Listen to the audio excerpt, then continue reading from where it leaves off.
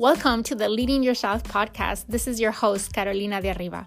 I'm an HR professional, health and fitness coach, wife, mom, and above all things, a goal-getter. In this podcast, we're going to be digging into all things leadership, professional and career development, habits, and relationships.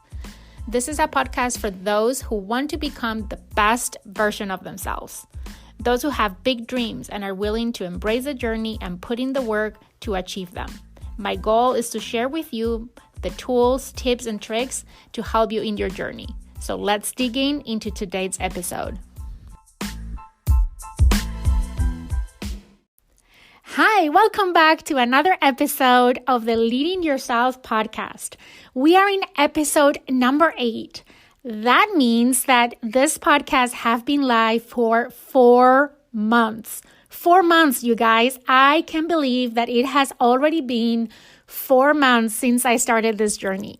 I was so afraid to take that first step, and today I'm so happy that I did because it has been an amazing journey so far, and I can't wait for what is yet to come. In the last 4 months, a lot of things have changed. Some of them has been a result of me starting this journey. The one I want to share with you today, maybe not related with me starting this podcast, but is something that has been significant in my life and of which I've learned something. And I want to share with you what is that I learned. So recently, I started a new job as a result of a promotion, which is really, really exciting. I am beyond excited about this new opportunity, the fact that I can continue to learn and grow and make an impact in the organization that I'm part of and in my new team. When you start a new job, whether it is because you got promoted, because you move laterally within the same company, or maybe you switch jobs and you move to a different company, what I've learned is that first month in the job is so critical to set you and your team for success and to create a good impression on others around you, your boss, your team, your colleagues, your customers, overall, all your stakeholders. So in today's episode, I want to share with you how is that I approach my new job and what are the things that I did in preparation for and during those first 30 days. So let's dig in. When I started in this job, I certainly wanted to start on a positive note. I wanted to consciously invest time at the beginning to help set myself and my team for success. So I created a plan on how I wanted to tackle those first 30 days on the job.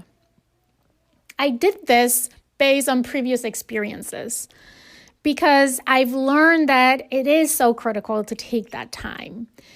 I've learned that when you're starting a new job, you can be really overwhelmed by all the things that you need to learn, all the new people that you need to meet, and sometimes even feel pressured to start performing and delivering results right away, especially if you got that job as a result of a promotion. At least that has been my experience in the past.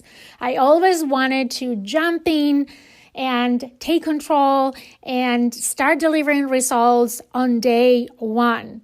I wanted to demonstrate to others around me that, in fact, they did take the right decision by promoting me, by trusting in me, and wanted to pay that back by jumping into the day-to-day things of the job and starting to deliver results. The truth is that can be a huge distraction of the things that are most important when you're starting a new job, and especially if it's a leadership position. So this time I wanted it to be different. And I have to start saying that it has been a little bit of a challenge because I've been in between my previous role and my new role and trying to keep things going on my old role while trying to get started in my new role. But I've been very intentional on putting together a plan, on doing a lot of self-reflection about what is that I wanted to achieve on the first 30 days on the job. What is that I wanted to focus on intentionally while starting to get up to speed in all the day-to-day things of the job. So there's 10 things that I want to share with you today that I plan ahead and that I've been working on during this first 30 days. So let me share those with you. Number 1, sit with your manager to set clear expectations. I consider this is one of the first things anyone should do when stepping in a new role. You want to talk about both working relationship expectations as well as performance expectations of you in your new role. What, when, and how you should communicate. What are your manager's preferred styles of communication? What and how should topics be escalated? What are the dynamics in the team and how will you fit and contribute to the team?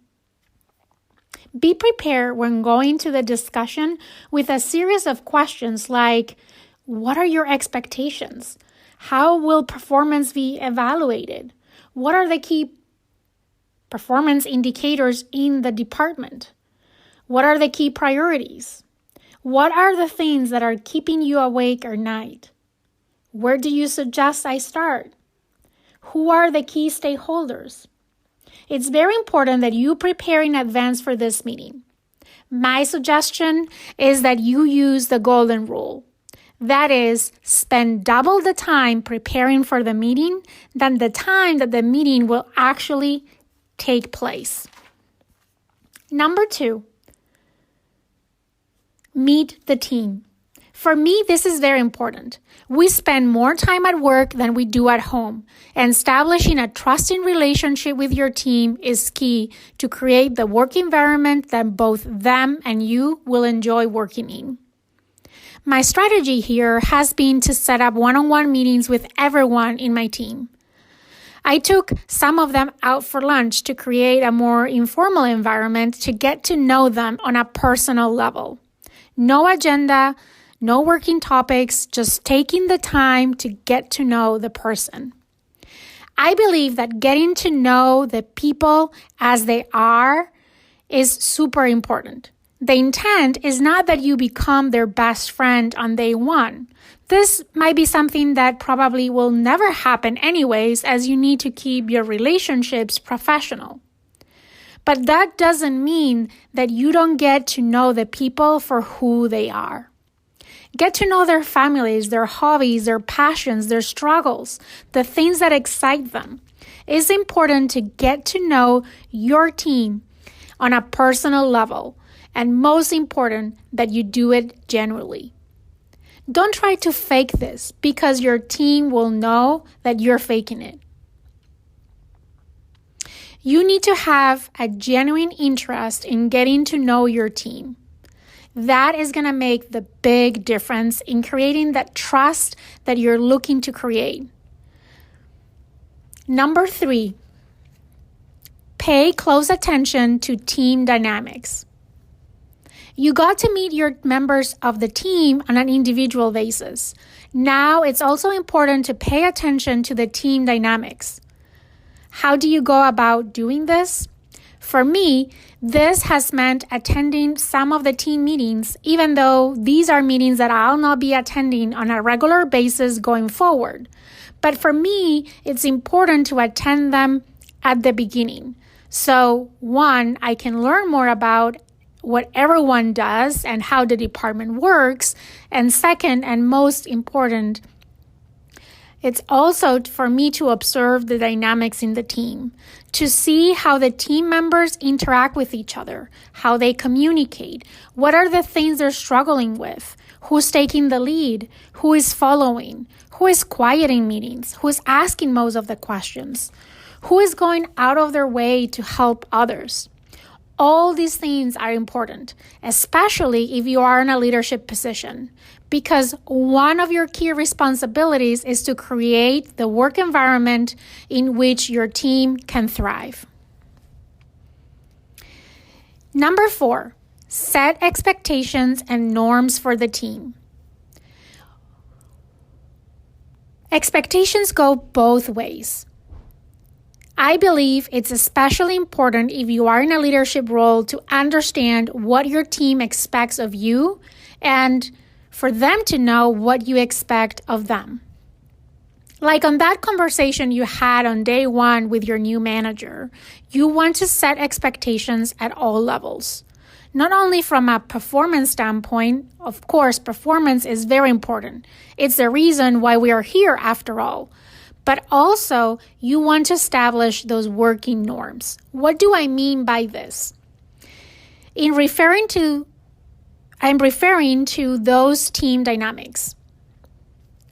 How are you going to communicate? How are things going to be escalated? How are you going to collaborate with each other? How is that working for the team? My suggestion is that you start by listening. Listen to what the team expects of you as a leader.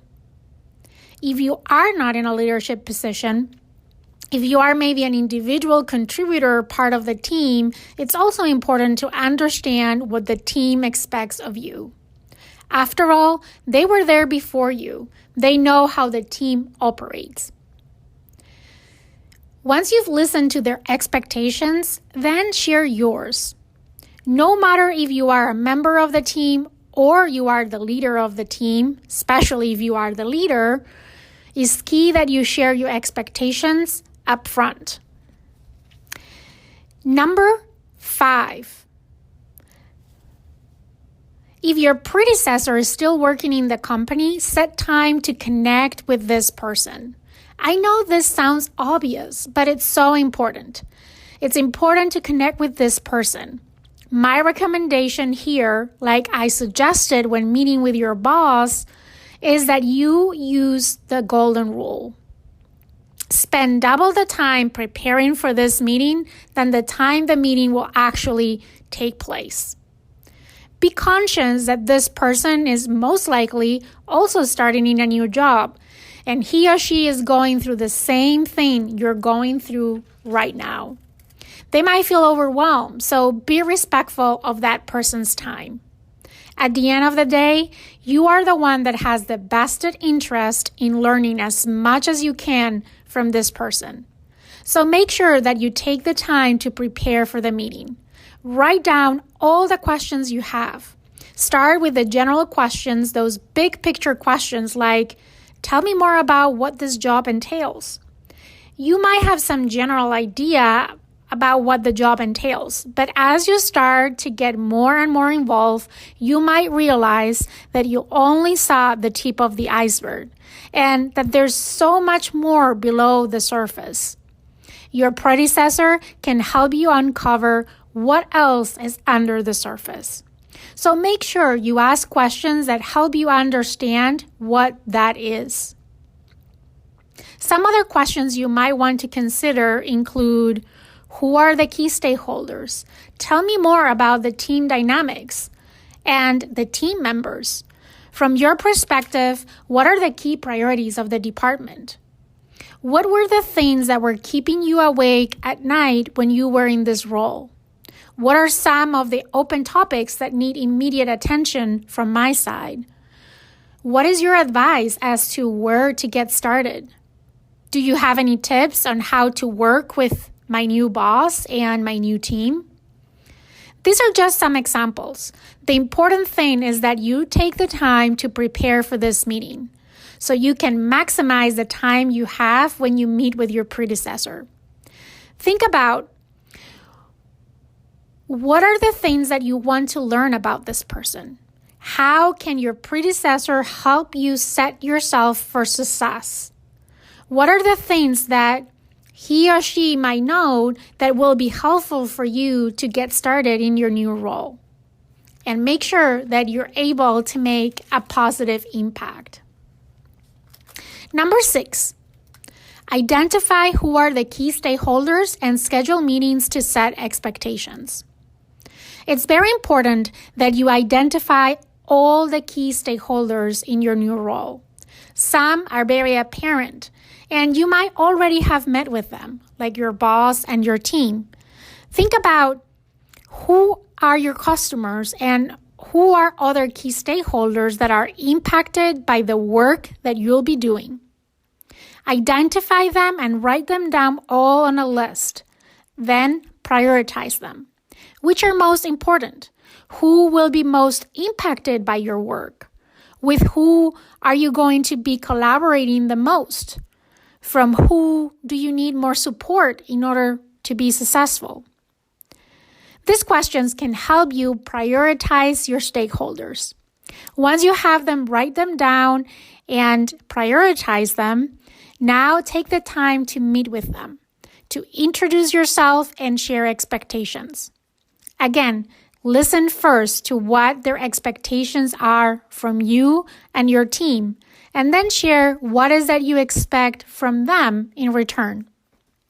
Make sure that you have these very clear in your mind before stepping into that meeting. Number 7, learn the business. This is going to be key in setting you for success. If you don't understand the business, you're not going to be able to make the impact you want to the business. If you want to make an impact in the company that you're working on, or the team that you're part, or the business in which you operate, you need to understand the business. This might look different depending on what business you're in or what level in the organization you're at. In general, it's important that you understand what are the key products and services, who are the key customers and competitors, what are the strengths and opportunities that we have as a business, who are the key players in our company, what is our business strategy, how is profit generated. Both understanding the products and services, as well as the business models, the industry in which we operate, our customers and competition, and the financial side of the business is key for anyone stepping in a new role, and more important, in you're stepping in a new company or new department on which these are different from what you're used to. Depending on your level in the organization, your level of detail and depth that you need or want can vary. But having all this general understanding of the business, I believe, is key no matter what role or level you have in the organization. Number 8, ask a lot of questions. Now is the time to ask a lot of questions. Don't get hung up or concerned about asking stupid questions. There are no stupid questions, but those that you don't ask. You're new in the role. Everyone will understand. So now is the time to ask any question and every question that you have. Number 9, be open to learn. When you step into a new role, you need to do it with humility, realizing that you don't know everything. I know that this can sometimes be challenging, as a lot of us step into that new role, as I said earlier in this episode, eager to prove to the people around us that they made the right decision by choosing us to step into the role. You'll have time for that, don't worry. But right now, you need to invest the time to learn. You will learn by asking questions, point number 8, but also observing and talking to people. Making a conscious effort to learn the job, to learn the business, and to learn the people are going to be key to set you for success. Finally, number 10, get organized. It can be overwhelming when you step into a new role. At the beginning, it might even feel a little bit chaotic until you get into the rhythm of things. What meetings are going to be standing in your calendar? What are the topics in your plate? What are the key priorities and projects? All of those things that you have been learning in this last 30 days. It's time now to get organized. Think about how do you want to organize your agenda and calendar so you can be the most efficient and effective in your job. Okay, let's recap the 10 things that you want to keep in mind during those first 30 days in the new job. Number 1, Sit with your manager and set clear expectations. Number 2, meet the team. Number 3, pay close attention to the team dynamics. Number 4, set expectations and working norms for the team. Number 5, if you have a predecessor, set time aside to meet with that person. Number 6, identify who are the key stakeholders and set meetings to introduce yourself and set expectations. Number 7, learn the business. Number 8, ask a lot of questions. Number 9, be open to learn. And finally, number 10, get organized. I know that might sound as a lot of things to pack in just 30 days, especially when those are not the only things that you're going to be doing during that time. There is going to be many other things coming at you at your new job, or maybe even from your prior job if you're staying in the same company. We know that transitions don't have a hard start and end, but it's very important that you invest the time up front to put together a plan on how you're going to tackle those first 30 days. What are the things that you want to focus on? And make the time for those first 30 days, because those are the things that are going to help you and your team be successful. These are just some ideas and the things that I personally plan stepping into my new role. I hope you found them helpful. I hope that you found inspiration in this episode of things that you might want to consider next time that you step in a new role. If you like today's episode, I would ask you to go to Apple Podcasts and leave me a review. Also, as always, I would ask you that you share this episode with your friends in social media or with anyone that you think can benefit from today's content. And with that, I hope you have an amazing day, and I'm looking forward to talk to you again on another episode of the Leading Yourself podcast.